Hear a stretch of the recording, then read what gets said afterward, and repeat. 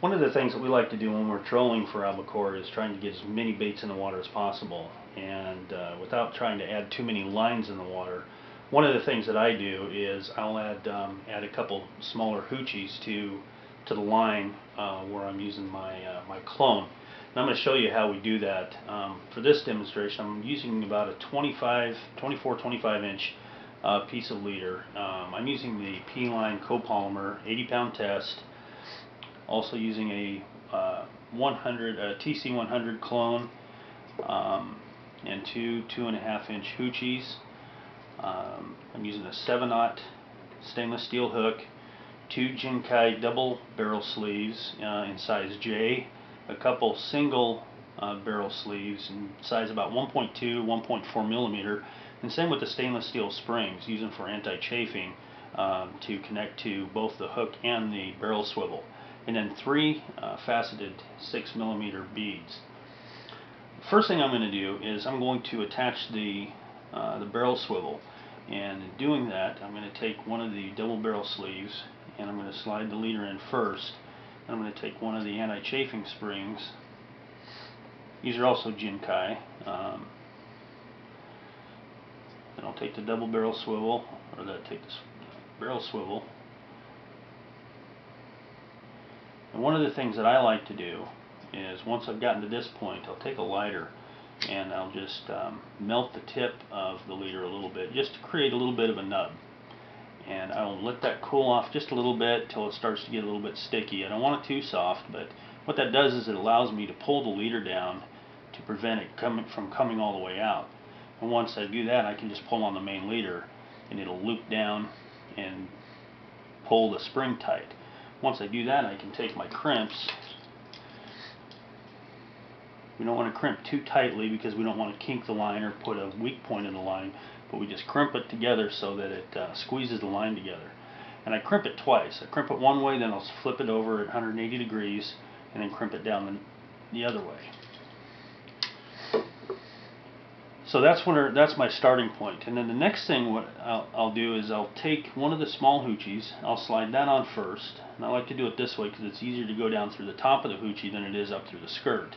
So I'll take that and I'll slide that on. I'll just slide it all the way down almost to the barrel swivel.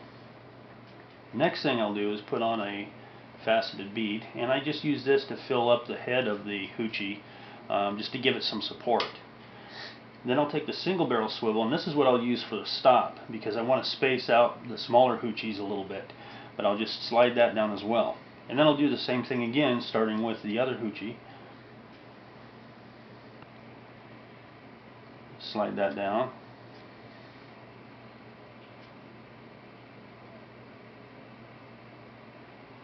Bead. Single barrel sleeve. And once I get to that point, I can take my clone and I can slide my clone on.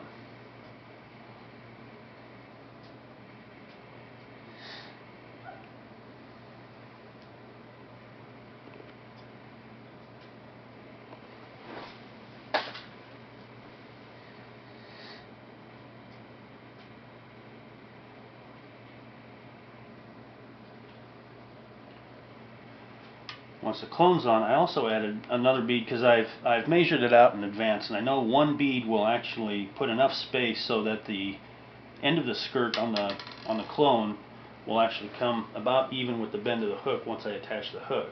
So I'll put that on next. Next is I'll put on the other double barrel sleeve,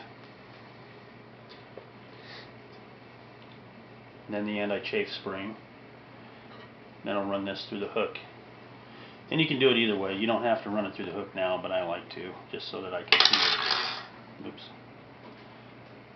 That'll all be edited out. Next thing I'll do is I will run this through the double barrel sleeve, add the anti-chafe spring, and thread that through the hook.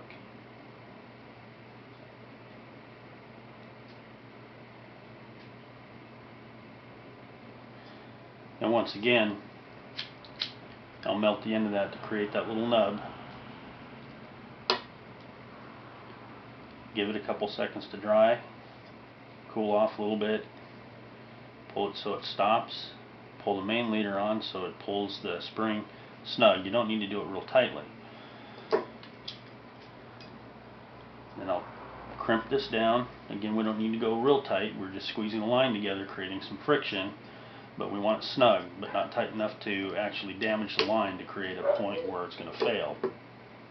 And then from there, I'll slide the clone down, and I want to put my stops about 9 inches above the clone. So I'll find the end of that, measure out 9 inches, and that's where I'll crimp my stop at. We don't need to crimp these down too tightly because we don't want to, again, damage the line and create a weak point. But we just want it to be able to stop so that the hoochie won't slide down on top of the clone. And that way we can slide the bead down, slide the hoochie down over the bead, and then we just want to pop the bead into the head just like that. And then we'll do the same thing with the next one. We want to find the stop, measure out 9 inches, give it a little bit of a crimp just to make sure that it's going to stop. Slide the bead down, and then work the hoochie down over the bead, and then just give it a little pull and just pop the bead into place. And so if you're running 5 lines, and if you're running 5 of these, you just added 10 baits to your spread. Fairly inexpensive and quick to do.